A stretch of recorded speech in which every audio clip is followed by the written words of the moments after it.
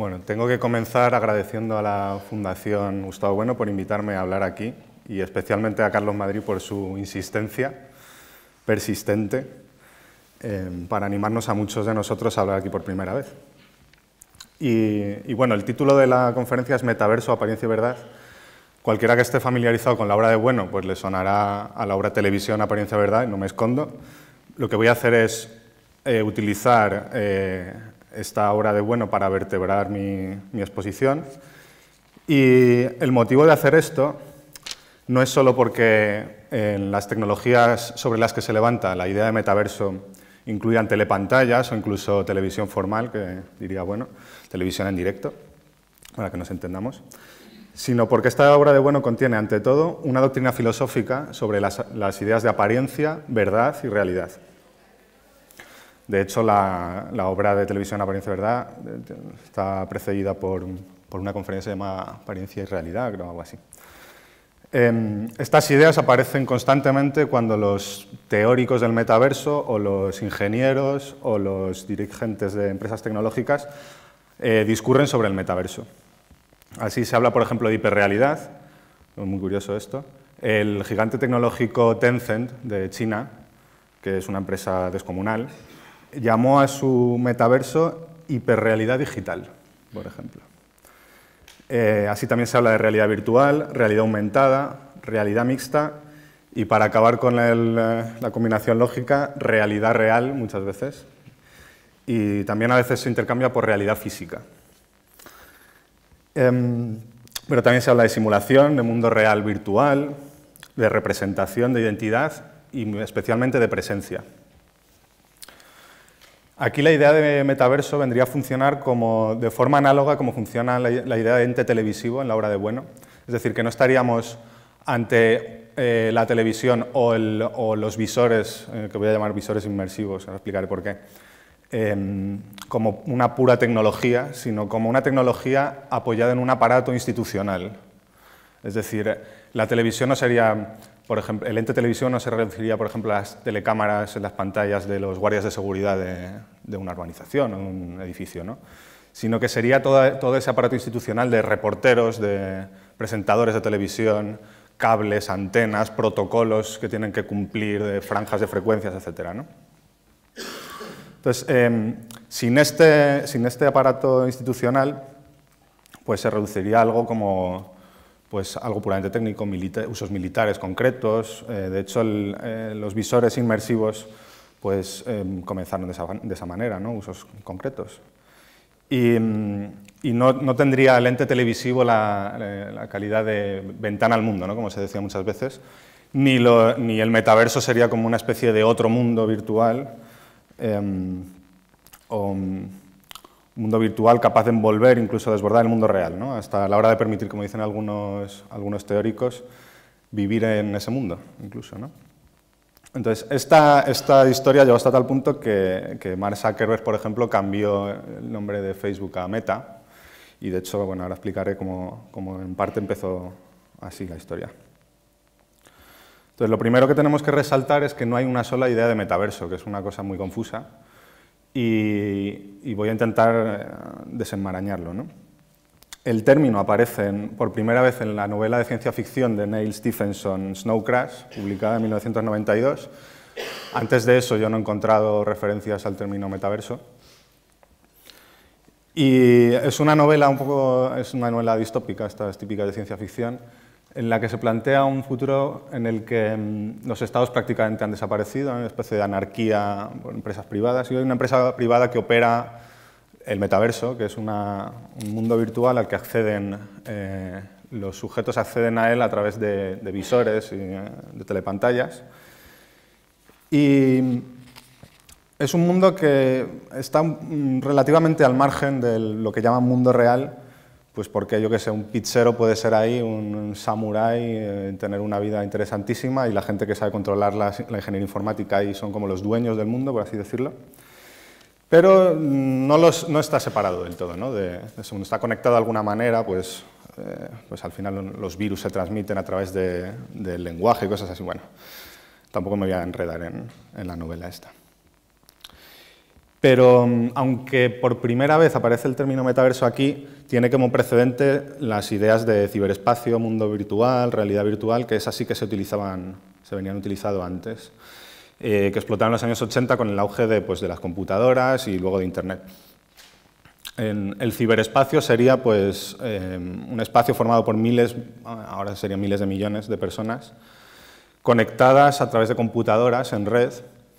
Sería una especie de mundo virtual a través del cual los hombres actuarían, pero claro, un mundo virtual también es el sistema informático de control de misiles atómicos, ¿no? Entonces, aunque estas ideas de metaverso provengan de la novela de Stephenson, que sería como una utopía, empezaron a utilizarse el término metaverso cuando Zuckerberg presentó su metaverso, ¿no? Que era, si la idea de Stephenson era una utopía, lo de Zuckerberg era lo que llamamos idea aureolar. Una parte de la otra, pero se diferencian mucho, porque la utopía ya te pone allí sin decir cómo llegas, ¿no? Pero la idea aureolar funciona un poco al contrario, es decir, tienes que ir yendo, es un atractor, por así decirlo, es un atractor, te pone el objetivo como atractor, pero tienes que ir especificando planes y programas para llegar al atractor, ¿no? Entonces, ¿qué tecnologías son estas sobre las que se levanta la idea de metaverso?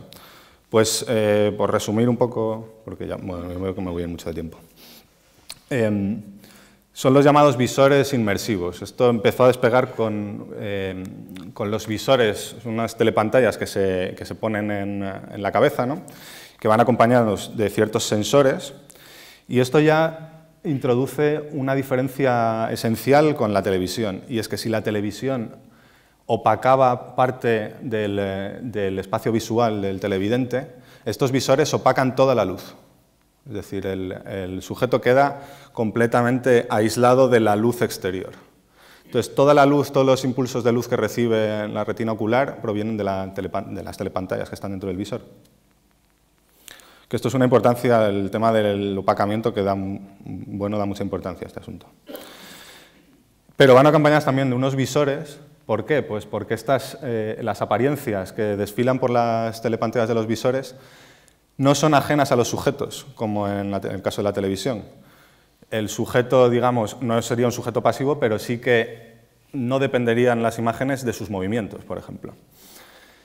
Pero en este caso, los sensores recogen los movimientos del cuello y bueno, en algunos casos ya empiezan a detectar incluso las retinas, a dónde está mirando, para alterar las apariencias que aparecen ahí. ¿Para qué? Para que el usuario dirija la cámara, una cámara virtual, que no sería la cámara que sujetan los reporteros, una cámara virtual que haría que el espacio que se crea, el espacio euclídeo tridimensional que se crea de forma abstracta a través de los sensores, se dirija con la mirada del sujeto que lleva los visores.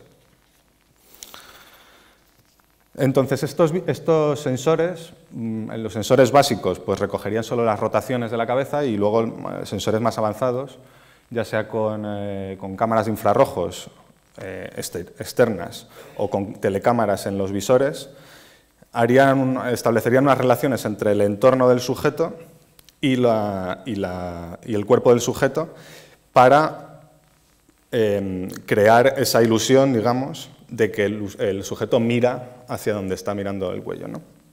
Entonces, por ejemplo, en el caso de la televisión, porque también tenemos televisión en estos visores, lo que se hace es, se graba con una cámara, muchas cámaras que están colocadas como una esfera, y se aplica un cosido digital sobre las imágenes para que se cree como una especie de esfera que rodea al sujeto, una esfera virtual, y el sujeto pues podría mirar, digamos, hacia atrás, que eso es una novedad con respecto a la televisión. El sujeto en la televisión mira el panel y le ofrece lo que le ofrece, pero aquí el sujeto ya puede mirar qué hay detrás.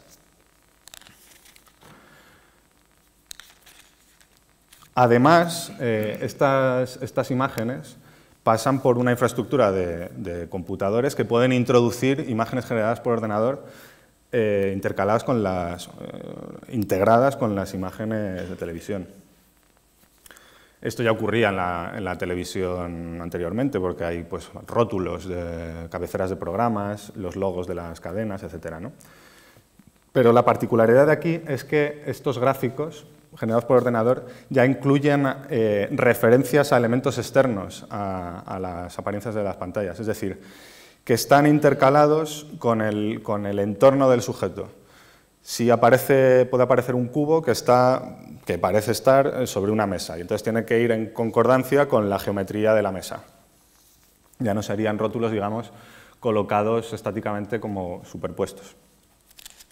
Entonces hay una conexión entre el marco escénico del sujeto, donde se mueve el sujeto, las cosas que puede tocar, puede acercarse y tocar, por así decirlo, y las apariencias generadas por ordenador en estas telepantallas.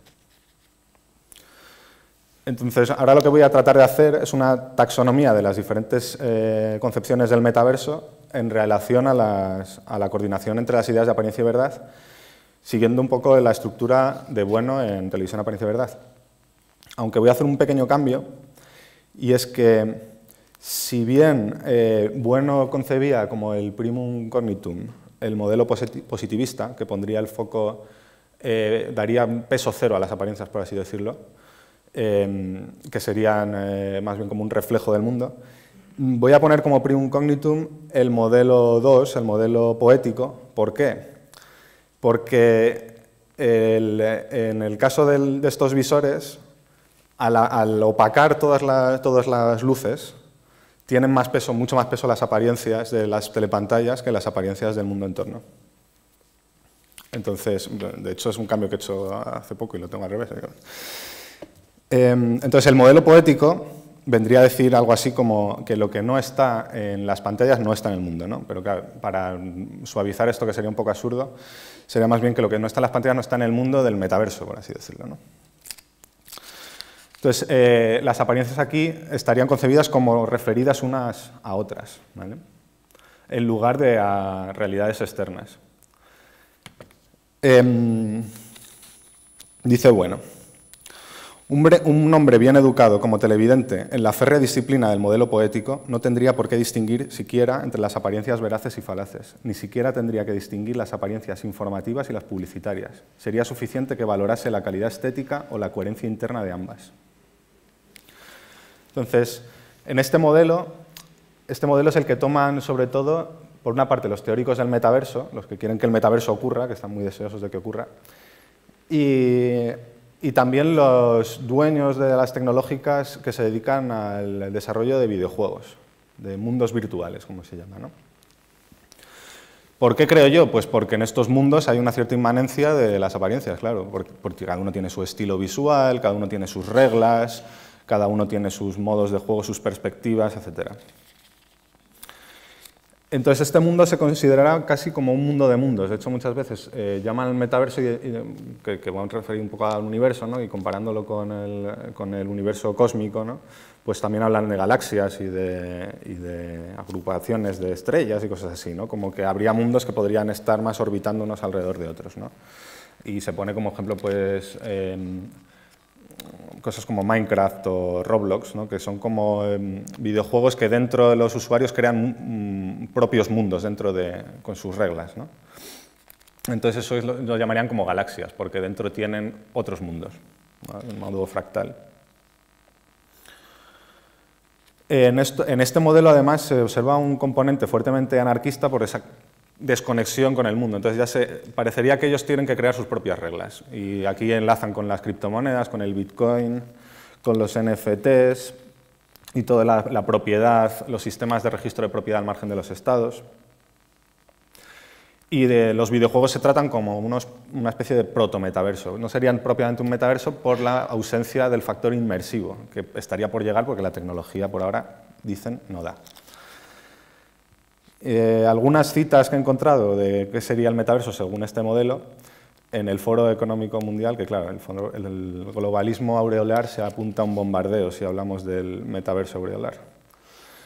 Y dice, por ejemplo, el metaverso es un sistema de medios masivamente interactivo e inmersivo, que abarca múltiples dispositivos, juegos, mundos virtuales y plataformas, dando a los usuarios la posibilidad de trascender la geografía, la identidad e incluso la mortalidad.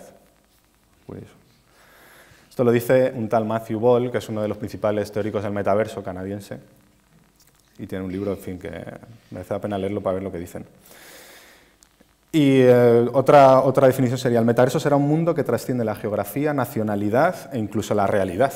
Será un espacio donde la gente podrá reunirse para compartir experiencias, construir relaciones y crear valor de maneras que son imposibles en el mundo físico. Aquí se vuelve a hablar del mundo físico, como el mundo real. Entonces, como respuesta a este modelo, como negación de este modelo, tendríamos al modelo positivista, que sería pues, la inversión que he hecho, ¿no?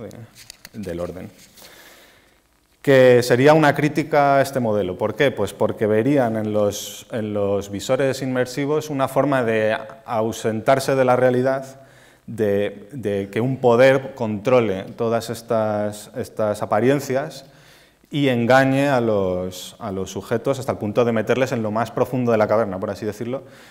Además, mucho más profundo que la crítica que hacían a la televisión, porque claro, al tener los visores opacar todas las apariencias, es que no hay escapatoria. Mires a donde mires, por así decirlo, pues estás dentro, ¿no?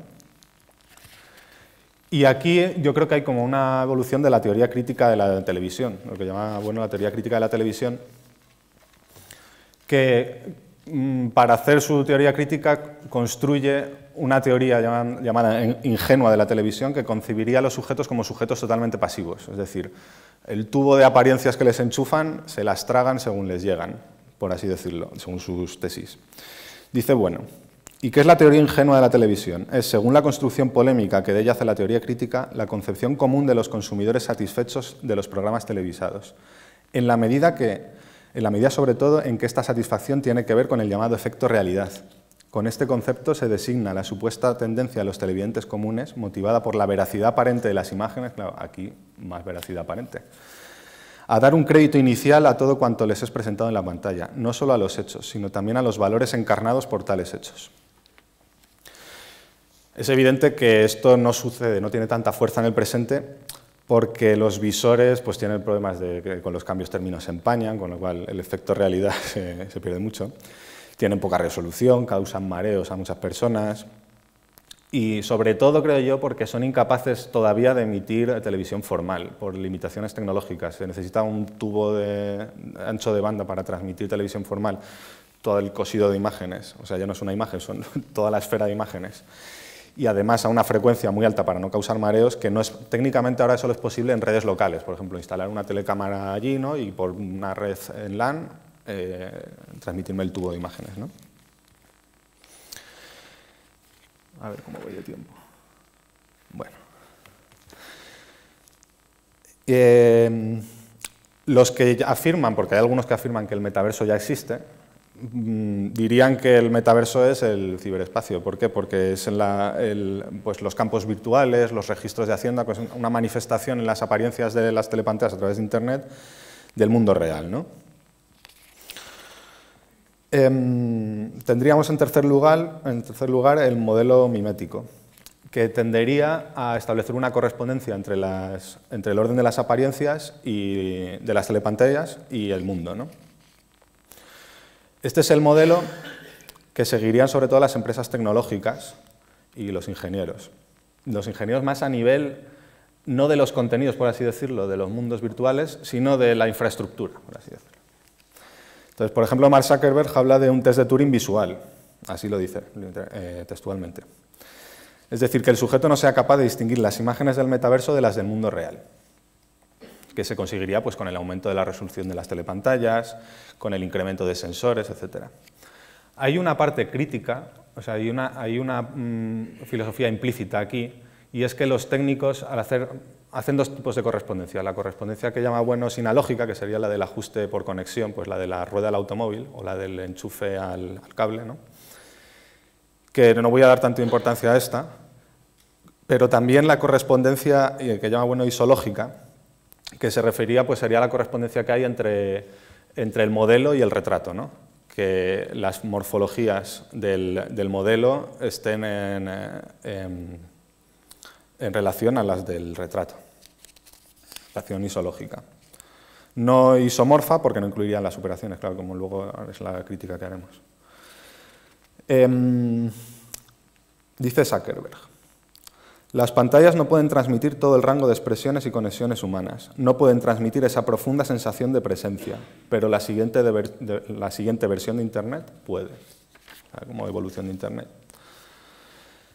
Entonces, incluiría una parte crítica porque ya las apariencias para este modelo no irían tanto referido a la realidad de la que son mímesis, sino a las partes de la realidad que quedan fuera, que quedan fuera de las, pues en el caso de la televisión, de las telecámaras, y en el caso del metaverso, que quedan fuera de los sensores. Este factor crítico lo que les hace a los técnicos es intentar aumentar el número de sensores y el número de telecámaras para captar más cosas de la realidad y conseguir una mímesis más creíble. Dice, bueno, por ejemplo, las apariencias externas, que se refiere a apariencias de la telepantalla en relación con el mundo cósmico social de las apariencias ante los sujetos, mantienen una relación de semejanza morfológica con las apariencias del mundo, digo yo, es decir, con lo que el sujeto ve fuera de las pantallas y a lo que puede acercarse y tocar con las manos. Si las apariencias de la telepantalla son apariencias, lo serán no tanto respecto de sus correlatos del mundo, respecto de los cuales son mímesis, sino respecto de otras partes del mundo que, aun siendo apariencias a la misma escala que las apariencias de las telepantallas, no han comparecido ante las telepantallas. Es decir, que son conscientes de lo que queda fuera. Dice también Zuckerberg, seremos capaces de sentirnos en presencia de los demás como si estuvieran ahí al lado, como si, sin importar cómo de lejos estén en realidad. Cuando envíe a mis padres un vídeo de mis hijos, van a sentir como si estuvieran con nosotros en ese momento, y no mirando a través de una pequeña ventana, también referencia a la pequeña ventana al mundo de la televisión. Una versión mucho más radical de este modelo pues, sería lo que dice el CEO de Microsoft, o sea, que no son gente insignificante. Satya Nadella, que también pone el foco en la idea de presencia y una equiparación entre el mundo virtual y el mundo real. Y prácticamente dice la fórmula del modelo mimético. Dice, en esencia el metaverso nos permite integrar la computación en el mundo real e integrar el mundo real en la computación, consiguiendo una presencia real en cualquier espacio digital. Durante años hemos hablado sobre crear esta representación digital del mundo, pero ahora tenemos la oportunidad de entrar en ese mundo y participar en él. Lo más importante es que podemos llevar nuestra humanidad con nosotros y elegir cómo queremos experimentar este mundo y con qué interactuar. Claro, tienen que meter ahí las ideas de las democracias de mercado pletórico, etc. Dicen también en la página del Foro Económico Mundial, que también hay algo de esto, el metaverso, esto lo dice Jeremy Bailenson, director fundador del Laboratorio de Interacción Virtual Humana en Stanford. Dice, el metaverso es un sueño que hemos tenido durante décadas. Es la idea de que podemos crear un mundo virtual que es tan rico, complejo y significativo como el mundo real, y que podemos usar para resolver algunos de nuestros mayores problemas. Por último, tendríamos el modelo circular, que es por el que tomamos partido, que vendría a negar cada uno de los modelos anteriores. Y lo vendría a negar porque los anteriores modelos tienden a sustantivar el orden de las apariencias y también el mundo. ¿Por qué? Porque nosotros, y aquí tomamos partido por el materialismo filosófico de Gustavo Bueno, nosotros no concebimos las apariencias como algo absoluto, dado en sí mismo, sino como parte de una tríada entre el sujeto, que tiene la visión ocular, un sujeto atravesado por instituciones y por varios grupos, normalmente no un solo grupo, por una realidad que sería la apariencia y otra realidad a la que haría referencia la apariencia. Y no una realidad enteriza o absoluta, sino dada en un marco concreto. Entonces esto nos haría, por ejemplo, criticar al modelo 1, en el caso del modelo 1, pues lo que podríamos decir, aunque el modelo 1 yo creo que es el positivista, es el que menos fuerza tiene aquí, porque ya se dan cuenta ellos mismos de que el sujeto toma parte en la configuración de las apariencias de las telepantallas. Entonces, el sujeto ya puede mirar a otra parte, ya no, aunque las colocaciones de las cámaras, en el caso de la televisión, pues son realizadas por los técnicos, pero el sujeto ya puede mirar atrás. Entonces, yo creo que tiene menos fuerza y también tiene menos fuerza porque la televisión formal todavía no ha llegado a los visores. Bueno, está por verse ya. En cuanto al modelo 2, aquí la crítica que podríamos hacer, el modelo poético, sería que las apariencias de los visores no se pueden separar de ninguna manera de los movimientos del sujeto. Si quitásemos esos movimientos de los sujetos, desaparecerían las apariencias de los visores.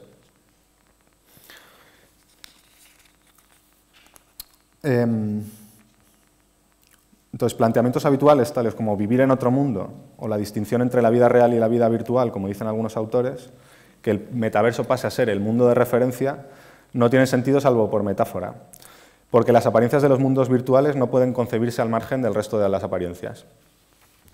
Porque diríamos más que cuando alguien ve una pared o una pelota rebotando en una pared, si las conceptualiza como pared o como pelota y como rebote, es por las experiencias previas con paredes, con objetos, etcétera, que ha tenido que tocar. Y acerca del modelo 3 diremos que no es posible operar con las propias operaciones, por tanto no se puede establecer una correspondencia isomorfa, se puede establecer en cualquier caso una correspondencia isológica entre ciertas apariencias y realidades, pero no se puede operar con las apariencias. Aunque la ilusión, digamos, sea tan buena que parece que tu mano está tocando la pelota y hace que se mueva, en el fondo la operación se realiza sobre los sensores de los visores, que ya sean telecámaras con inteligencia artificial que se están haciendo para modelar las manos, ya sea por aparatos con botones y con giroscopios, etc. Entonces, como conclusión, y quiero que haya un poco de tiempo para preguntas y hablar un poco. Como conclusión, diremos que la idea de metaverso, como evolución de la idea de ciberespacio, creo yo, se sostiene sobre un componente fundamentalista tecnológico, que yo creo que no estaba presente en la idea de ciberespacio. En la línea del famoso software is eating the world, el software se está comiendo el mundo, de un empresario tecnológico que se llama Mark Andreessen, que tiene un artículo que se llama así muy famoso, que vendría a teorizar pues, que cada vez hay más software en el mundo, cada vez las tecnológicas tienen más peso, como se pueden ver en las bolsas, y que el software se está comiendo al mundo, ¿no? Y esta idea habría ido engordándose con los constantes progresos tecnológicos en los motores de física. Cualquiera que haya jugado a videojuegos lo puede ver, que es increíble lo que se hace. Los microchips de procesamiento vectorial utilizados en las tarjetas gráficas, las telepantallas, los sensores cinestésicos y los algoritmos de detección de objetos a través de inteligencia artificial. El metaverso como recubrimiento del universo, de hecho en la novela de Stephenson aparece de esta manera, aparece el mundo y un recubrimiento del mundo, que sería el metaverso, podría abarcarlo todo, ya sea como un mundo falso creado por los poderosos para subyugar al pueblo, ya sea como otro mundo posible, como vía de escape a los males del mundo, ya sea como alternativa a las limitaciones del Internet bidimensional con respecto del mundo real, como mímesis del universo, un universo que se concibe como universo físico. Y, de hecho, el hecho de que se hable de forma intercambiable del mundo físico y del mundo real, en muchas ocasiones, sobre todo por parte de los teóricos del metaverso, da cuenta del reduccionismo fisicalista que hay detrás del concepto de metaverso, sobre todo en el modelo poético, sustentado en la separación de la conciencia del sujeto y del mundo físico. Sería un mundo físico absorbido por relaciones lógicas, diríamos, en M3, por el álgebra booleana, y habitado pues, por conciencias puras, sujetos abstractos, más allá del cuerpo y de todo lo que rodea al cuerpo, como si ya hablaban los teóricos los críticos de la televisión, concibiendo al sujeto como un sujeto completamente pasivo hasta que parecía que le estaban dando la comida por un tubo, ¿no? Pero claro, es que el sujeto se puede quitar el visor y mirar qué hay alrededor y de hecho lo más normal que cuando estás funcionando con estas cosas extiendes la mano y ¿qué tocas? Nada. Entonces, por nuestra parte señalaremos que las inconmensurabilidades entre las diferentes partes del mundo hacen imposible tal reducción del mismo a relaciones M3 que requieren el procesamiento por parte de las computadoras. Un mundo que tampoco se agota en el mundo aspectabilis conceptualizado por los hombres, que llamamos M sub I. Los rebotes, como he dicho, de las pelotas en las paredes o de cuando se tiran objetos o se disparan pistolas, etcétera, pues no son propiamente ni disparos, ni pelotas, ni paredes.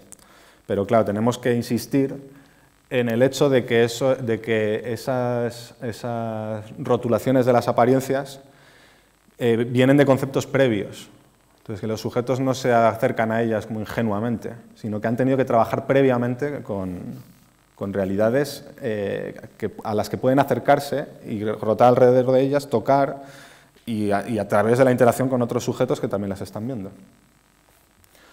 De hecho, aquí hay una cosa muy curiosa, y es que habría algunos críticos que dirían pues, que estos visores producen imágenes con ensoñaciones, cosas así, pero claro, el programa informático queda fijo y entonces no se sale del mundo de los fenómenos porque otro sujeto se puede poner el visor y ver el mismo programa informático. Incluso pueden ponerse dos personas del mismo, dos visores diferentes a acceder al mismo programa informático. Entonces estaríamos ante fenómenos del mismo modo.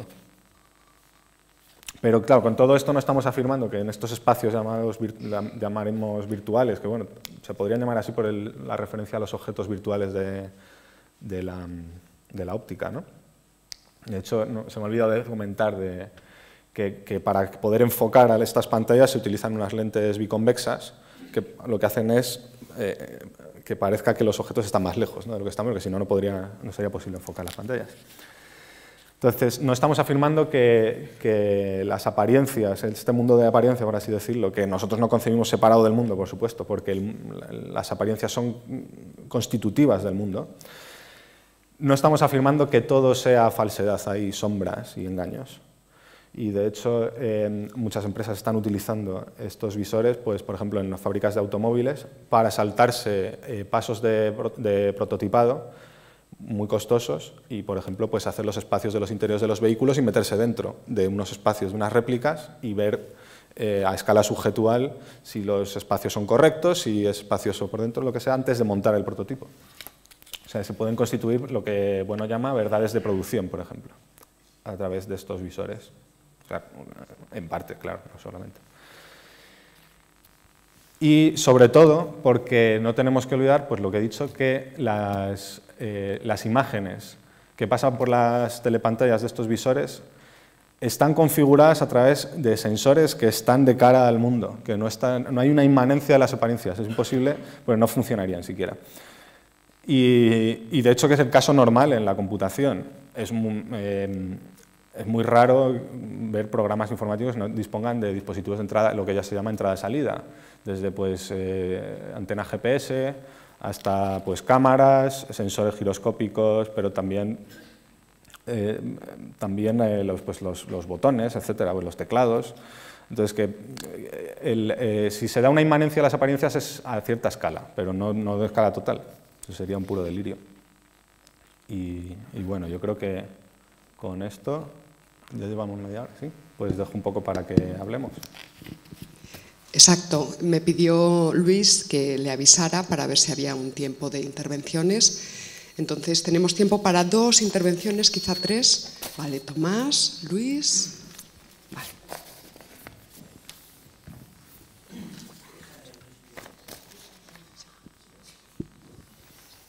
Bueno, voy a intentar ser breve, pero eso cuando se dice aquí... Yo creo que, en primer lugar, felicitarte. Resultado interesantísimo y cómo lo has expuesto. Y te quería proponer una cosa, que es pensar todo esto en relación a los niños. Porque en los niños, y eso yo creo que es una de las aportaciones que hace Freud, cuando se pregunta cómo se construye un sujeto, es decir, bueno, él no se hace esta pregunta así, pero en la práctica es así, que es un individuo sujetado a una institución, que es la familia, porque eso es lo que explora Freud. Y luego Lacan, sujetado a una institución que es el lenguaje. Pues es muy interesante irse a los niños. Y todo el mundo habla de que estas pantallas, las telepantallas, y no digamos la realidad virtual, el metaverso, son destructivas para el niño. Es decir, son destructivas para la construcción de la subjetividad. ¿Por qué? No se dice por qué, que si son adictivas, bueno, que si son adictivas, que destruyen al sujeto, a la subjetividad, porque rompen la circular. Eso es lo que yo te propongo, ¿no? A ver qué te parece. Rompen la circularidad de la que hablé ayer yo de lenguaje-cuerpo. Es decir, aquí lo que está excluido, hay que decirlo claramente, es el cuerpo. Y luego resulta que en Estados Unidos ahora mismo hay una epidemia entre adolescentes que se autolesionan. Que se autolesionan y nadie explica por qué. Es decir, que se agreden a sí mismos, incluso se cortan dedos, incluso se llegan a hacer heridas tremendas, o a suicidarse finalmente. Sobre todo en chicas, es muy curioso. Este sesgo que hay por sexo. pero se autolesionan porque, bueno, si estamos excluyendo al cuerpo de este proceso, pues el cuerpo se tiene que sentir, ¿no? De alguna manera. Bueno, ¿qué te parece esto de explorar todo este mundo? Porque siempre se habla de adultos, ¿no? Y luego los niños, no, las telepantallas, no, ¿pero por qué? Pues precisamente porque están destruyendo algo que es ese sujeto, ¿no? Yo ahí lo que diría es que hay que hablar de diversos grupos de sujetos y de instituciones en las que están integrados muy diversas. Entonces, la conformación de los sujetos se realiza a través de las telepantallas, sí, pero no solamente. Entonces, esto es lo que he dicho, que hay una versión crítica que tiende a imaginar un mundo que no existe, en el que los sujetos están como conectados por tubos y enchufados a las telepantallas 24/7, pero eso no es así nunca. Y en referencia a lo de que no está presente el cuerpo, pues hombre, en el caso de la televisión, ¿cómo ve la televisión la gente? Pues la veo solo acompañado, no sé qué, pero la gente se está moviendo, pues se levanta a comer, a beber agua, habla con los que tiene al lado, a veces da una cabezada. En el caso de los visores, pues lo mismo, la gente se los quita, se los pone. De hecho, ahora mismo dan tanto calor y tal que la gente no aguanta mucho con ellos. O sea, el cuerpo sigue presente, pero no puede estar no presente. Entonces es una cosa que no podemos ni siquiera tener en cuenta como una alternativa. Sí que pues, se podrán considerar efectos políticos o lo que sea, pero ya con unos parámetros concretos, si eso es adecuado o no, pero en función de unas instituciones dadas. Pues si, por ejemplo, daña la institución de la familia el hecho de que tengan los visores estos, pero claro, luego pues, se los pueden ir pasando uno al otro, no sé. O sea, que yo no veo tampoco intrínseco en la propia tecnología que pasen esas... Y sobre todo lo de al margen del cuerpo, que no... No, claro, pero es que ahí se trata de un cuerpo separado de... Igual que hay un lenguaje desencarnado en todas esas apariencias, hay un cuerpo desconectado del lenguaje. Es que está en su actividad fisiológica, bueno, pero casi claro, meramente fisiológica. Pero cuando tú giras la cabeza para mirar a otra parte con el visor, estás usando los músculos del cuello. Entonces... Muy bien. Pues yo me sumo a la felicitación que tu homónimo Luis te ha hecho, ¿no? Porque tú eres Luis Santos y él es Luis Arias. Entonces, mi felicitación consiste sencillamente en decirte que me ha parecido tu aplicación de una de las obras genuinas del profesor Bueno. Yo esto lo he mantenido siempre, ¿verdad? Que Televisión, Apariencia y Verdad es un libro, es una aplicación magistral de su noseología y de su ontología. Y yo veo que tú has abundado fundamentalmente en la noseología, es decir, las familias noseológicas, has recorrido, lo has aplicado al metaverso. Y entonces la cuestión que yo te voy a preguntar, claro, aprovechando que veo que conoces eso a fondo y que tu aplicación ha sido muy fructífera, pues que estamos ante una tecnología que genera apariencias, ¿verdad? Pero como al final te he oído hablar de verdades de producción, pues esto me da mi pie para hacerte la siguiente pregunta. Por supuesto, es una tecnología que nos podría llevar, por lo que tú has dicho, a una fórmula parecida a Alicia en el país del metaverso, ¿no? Por supuesto, esas ilusiones, por así decirlo. Pero al haber verdades de producción y acaso verdades pragmáticas también, esto hay que admitirlo plenamente, ¿verdad? Eso es así, porque habrá consensos, habrá normas y todo eso son verdades que abundaras precisamente en esa parte ontológica, puesto que nos has dado una explicación muy buena de lo que sería la parte noseológica de su libro, que para mí es absolutamente central, vamos. Y además de una vigencia, porque veo que tú lo has aplicado a una tecnología punta, ¿verdad? Esa es una prueba de fuego, de que ese libro todavía tiene total vigencia, vamos, en absoluta. Y entonces, como hay verdades ontológicamente hablando, pues esto quiere decir que, por supuesto, aunque el metaverso sea un mundo virtual, ficticio, etcétera, pues algunas de esas apariencias necesariamente tienen que ser veraces. Claro, esto es. No todas las apariencias del metaverso son falaces, esa distinción que hace, que es ontológica al principio, y que, como sabemos muy bien, pues él distingue entre apariencias falaces de varios tipos, de verdad, montajes, etcétera. Y entonces, pues, en este sentido, claro que es verdad que podríamos inclinarnos a decir, bueno, pues aquí el mundo ideal, el mundo virtual, el mundo, la fantasía del metaverso. Y entonces mi pregunta es, la funcionalidad de esta tecnología, que no, creo yo que no tiene por qué quedarse reducida a los videojuegos. No. Y que entonces, pues, las aplicaciones que tú nos puedas ofrecer, que tengan que ver precisamente con ese juego de apariencias falaces, pero también apariencias veraces.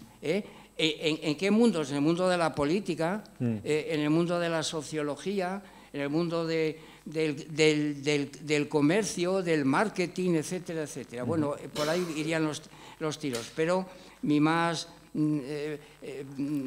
sincera felicitación, porque claro, tu aplicación pues es extraordinaria, claro. Enhorabuena, Luis. Gracias. Pues sobre abundar el tipo de verdades que se pueden constituir en las apariencias de los que llamo visores inmersivos, que no explica al final por qué se llaman inmersivos, es por el incidir en el hecho del opacamiento, ¿no? Que también se juega mucho con el audio, porque también incluye un aislamiento casi total, ¿no? con los oídos.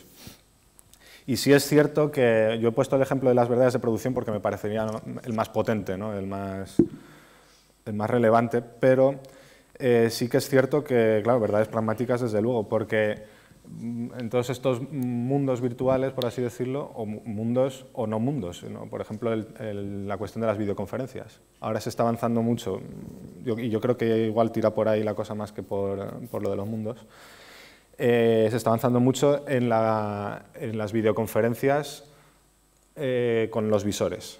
Y de hecho los visores que van a salir ahora, el año que viene, de Apple, por ejemplo, de la empresa de la manzana, incluyen cámaras hacia el interior para generar una reconstrucción de la cara y que la otra persona pueda verte aunque tengas el visor puesto. Porque claro, si tienes el visor puesto no te puede grabar una cámara, te ve con el visor, ¿no? Entonces la otra persona ve una reconstrucción de ciertas facciones, o sea, las apariencias irían referidas a ciertas partes de la cara, no a la cara en conjunto, y a una reconstrucción por inteligencia artificial a partir de fotografías y modelajes que has hecho con una telecámara previamente, ¿no? Entonces, efectivamente, pues verdades pragmáticas como las verdades, a ver si me acuerdo ahora mismo, quedamos a la no sé qué hora en no sé qué parte del metaverso, pues es posible, por ejemplo, ¿no? O sea, nos vemos y vamos andando por las praderas virtuales de no sé dónde y te encuentras ahí, en el sentido, estaría dado en relación no con la pradera, que no existe realmente, sino que es con un sistema de bits de estados en un programa informático y que hay una identidad ahí entre dos valores, en la posición, ¿no? Y en el hecho de que el programa informático te permite hablar con la otra persona cuando estás en ese rango de distancia dentro del mundo virtual, por ejemplo, ¿no? Ese tipo de verdades pues se pueden dar. Y desde luego pues todas las que son comunes a la cibernética, pues a hablar, a ver gestos, y etcétera. O sea, hay muchos puntos de contacto con la cibernética pues, porque es una construcción sobre ella. Pero yo creo que toman otro sabor, me parece, por el hecho del opacamiento de las apariencias que te rodean, de los objetos que te rodean. Y entonces, sobre las apariencias veraces y falaces en diversos campos, yo creo que sobre todo lo que diría es pues ese doble plano que dice Bueno de las apariencias, en el plano horizontal, en cuanto unas apariencias van relacionadas a otras en las telepantallas, y en el plano vertical en cuanto van referidas a cosas que están fuera de las apariencias de la telepantalla. Y entonces, pues sí, apariencias veraces en el plano horizontal, pues por coherencia, pues que sea coherente dentro de su universo, que los objetos que se generen y se diseñen estén en el estilo, digamos, gráfico, estético de tal. Y en el plano vertical, pues Es que de muchos tipos. Yo creo que sobre todo es lo que se llama realidad mixta, que es la realidad, no lo he explicado, pero todo este tema de la realidad aumentada, mixta y realidad virtual, hay como un espectro, cuanto menos apariencias hay de las telecámaras y cuantas más apariencias hay generadas por ordenador. Pero en la realidad mixta ocurre lo que llaman realidad mixta, ocurre una cosa muy curiosa, y es que los planos de las superficies o de los objetos del espacio que rodea el marco escénico del sujeto se combinan con los gráficos generados por ordenador. Entonces, pues se aplican texturas a las paredes, entonces y esto sirve mucho, da mucha gasolina a los de la teoría crítica, puedes tú ver una pared, la pared de tu habitación se puede convertir en una ventana a una playa paradisíaca. Pero claro, la superficie de la ventana está puesta en relación con la superficie de la ventana de tu casa. Entonces ahí hay una apariencia en ese marco concreto, porque lo que hay que decir es especificar el marco en el que se sitúa la apariencia. Claro, en el marco de la escenografía de la playa y tal, pues es una incluso falsa apariencia, porque tú andas y es que no hay nada ahí de ninguna manera, ¿no?